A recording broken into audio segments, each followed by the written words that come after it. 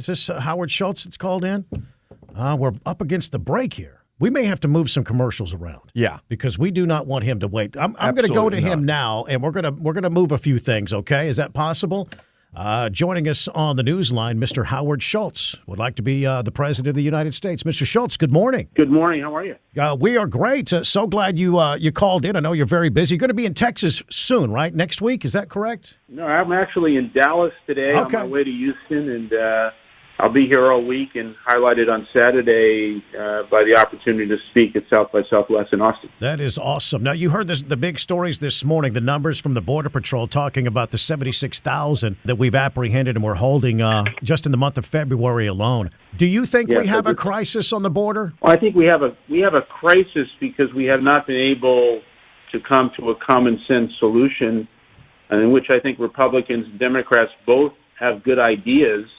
But unfortunately, the political powers to be are unwilling to make the kind of compromise and collaboration necessary to solve this problem. What kind of compromise do you envision? Well, I think the Republicans are correct that we absolutely need a very, very strict border to keep bad people and illegals out. But I also believe that we're sitting in America with the best technology companies on the planet who have the resources and the capability to provide the level of technology and surveillance in which I don't think we need a wall. And I certainly don't think the president, who has kind of invented this emergency, this is not the way to solve this issue. Oh, I would remind your audience of something that I think is quite interesting that people forget.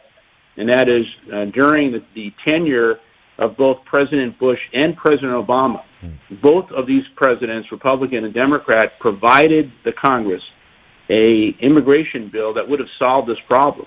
And both were rejected by the oppositional party because they did not want to give the president and his party a victory. And so we've been dealing with this for quite some time.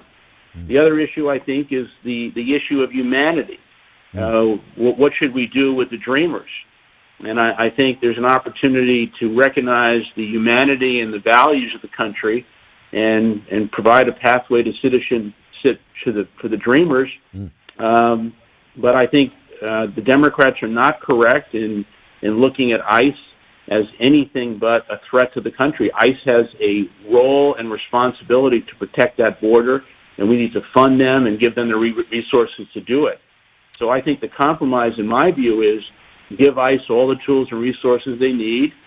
We don't need a wall. We have the level of technology to keep people out who are bad people, provide a pathway to citizenship in the most humane way for the dreamers, and then for the 11 to 12 million people who are here unauthorized, one of the things that people don't realize is 75% of those people did not come here illegally crossing the border. They came here because their visa expired. How does the technology prevent that? How does the technology stop them from walking across the border? How does the technology stop them from overstaying a visa? Well, we have the technology. In terms of the visa, that's the easiest piece of all because we have the verification to go back. But unfortunately, the government has not provided the tools and the resources to put the verification in place and go back and find those people. But these are problems that have developed over many years, and now we're taking an extreme position.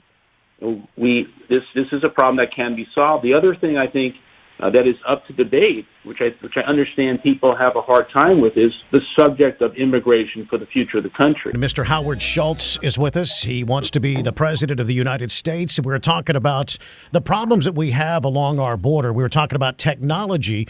Not a wall being used to stop illegal border crossings. And Mr. Schultz, we were trying to figure out a way that the technology can stop the crossings because it sounds like the technology would only document the crossings. And we would like to prevent that, wouldn't we? Well, sure. And what I said earlier is I think we need to provide the resources and the tools for ICE to give them all the opportunities they need to do exactly that. But a wall is not the answer. It's a false choice.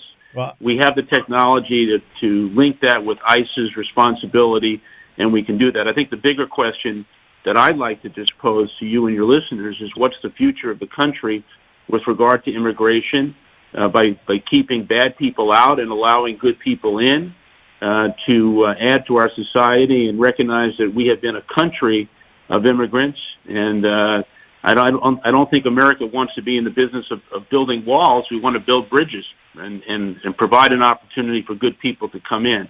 But the real issue here is not the issue of immigration. The real issue is that the extreme ideology on both sides, the Democrats and the Republicans, are unwilling to come together on behalf of the American people to solve not only this problem, but to solve the problem of the national debt, the issue of K through 12 education, our health care crisis. These are all issues that the American people deserve solutions to. Yeah, and here in the state of Texas, all of those issues are affected dramatically by illegal immigration. We have several schools in the Austin School District that are 100% Spanish-only speaking schools. A lot of dreamers, a lot of immigrants, and they're underperforming greatly, and it's starting to break the bank in our public education and at our hospitals as well. I'm just trying to figure out, what do you envision as a potential leader of this country? What do you envision in the future when it comes to immigration? How would you keep the bad ones out and allow the good ones in? Well, would you agree on one thing, that the history of the entire country over 200 plus years is based on the fact that most of us have come here as a result of people who have come here before from other countries and have contributed significantly to the value and the aspiration of our society? Would you agree to that? Oh, I agree. We are a nation of immigrants, absolutely. There's nothing more American than fleeing a country and coming and experiencing the American dream. However, we need to know who they are.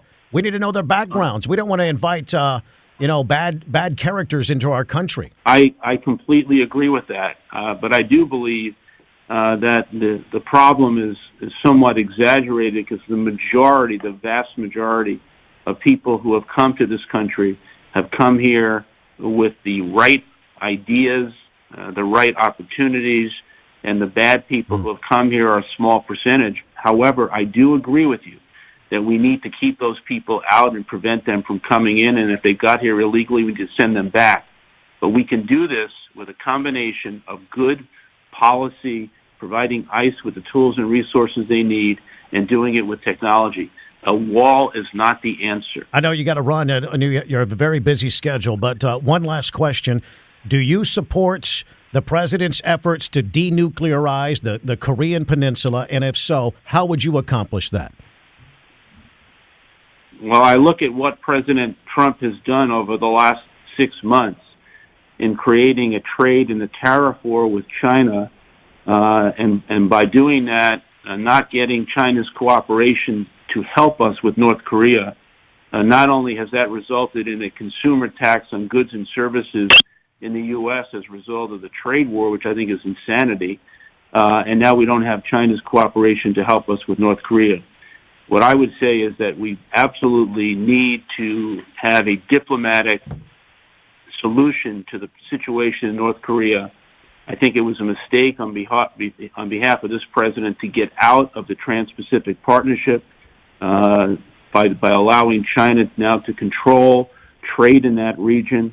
We have a lot of work to do, and I think specifically we need to be sitting at the table in the most diplomatic way to solve this problem. It's a serious problem that will face the country, and we cannot have North Korea be in a position to threaten the safety and security of the United States. Mr. Howard Schultz, thank you so much. Sorry we kept you longer than we had scheduled. We'll let you go, and thank you so much for coming to Texas. And I'm sure we'll hear from you during South by Southwest. Thank you again for joining us here on the Todd and Don Show. Howard Schultz wants to be your president. Yes, he does.